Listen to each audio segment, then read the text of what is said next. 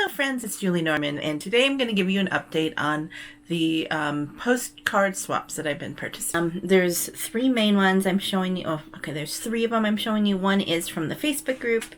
Then I have the two other postcard swapping sites that I mentioned in the previous video. Okay, I'm also a postcard reseller. So I got into post crossing because I saw other sellers, postcard sellers with contemporary, modern postcards mention that this postcard is good for post crossing. So then I figured that out, and it was a great way to use up some of my modern chromes, continentals, and things like that.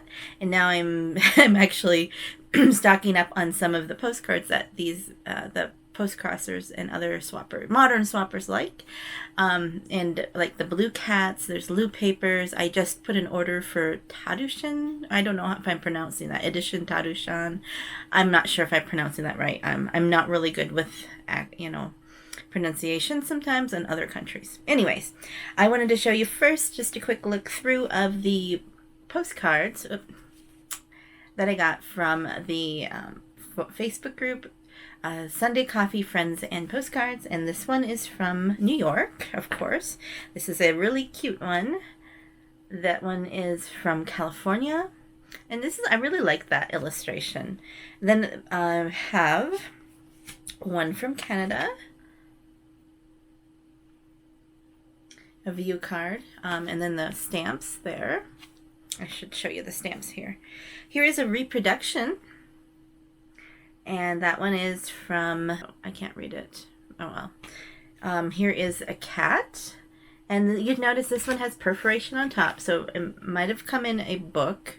I also had looked at Hallmark Store, and their Valentine postcards, which by the way are $1.50 each, really, they had a perforation on the top where where it had the information about the postcard here, a little tab.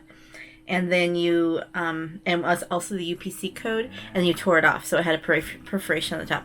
Not really my favorite kind of way to do that. I mean, why don't you just make a postcard and just put a UPC code on it? Anyways, then we have some Valentines, the Quarantine Valentine. You know, could it be someday that people will be collecting quarantine stuff? I don't know. Your reproduction, and that one has a nice love stamp. This one is Typeset XOXO, and that one has a pretty stamp too. So a lot of these people are using forever stamps. You only need 40-cent stamp, but whatever you want to do. Here is another reproduction. It reminds me of those old vintage Valentines that we had in grade school. And here's another Valentine, a pretty one. So, and these are nice cardstock on it. And finally a Snoopy one. And that one came from Germany, I believe. I don't know. Yeah, Germany. And that is the stamp that they put on. I love this stamp. It's a sheep stamp. So, okay, now I had two post-crossing postcards. And this first one, came from Germany. So there's so many people from Germany that do postcards. And this is kind of a different postcard, and I'll give you a little close-up on it. And they said that her daughter designed this postcard. So it's very unique. And then the stamps are here.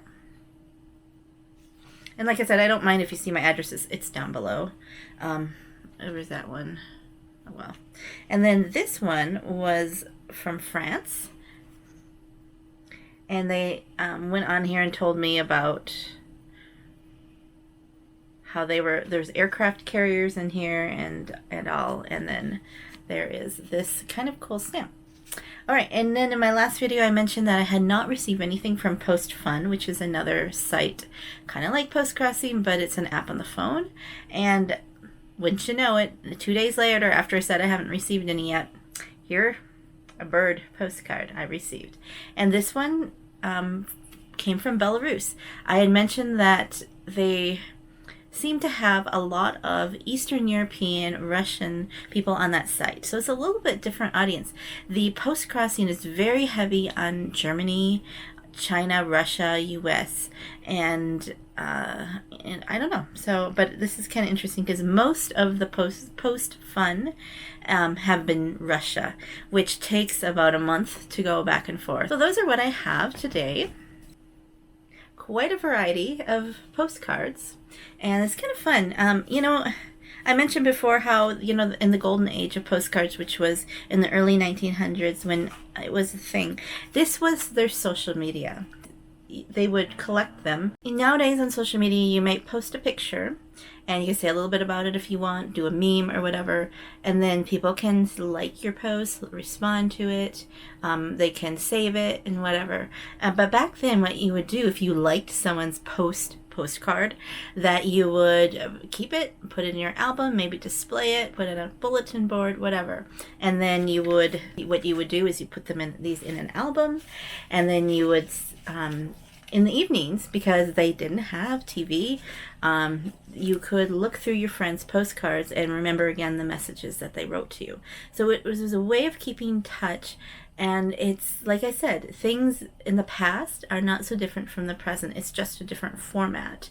Nowadays, and we do so much online with on our laptops or phones, whatever. Okay, so this was the technology of the time.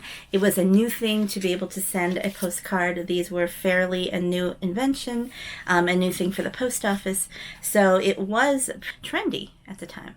So, the more we delve into the past, the more we see how it relates to the present. So thought you might enjoy that, and I would love to hear your thoughts on it. If you collect modern postcards, or do you collect old ones? Do you like the swapping, and how and the connections that you get with that?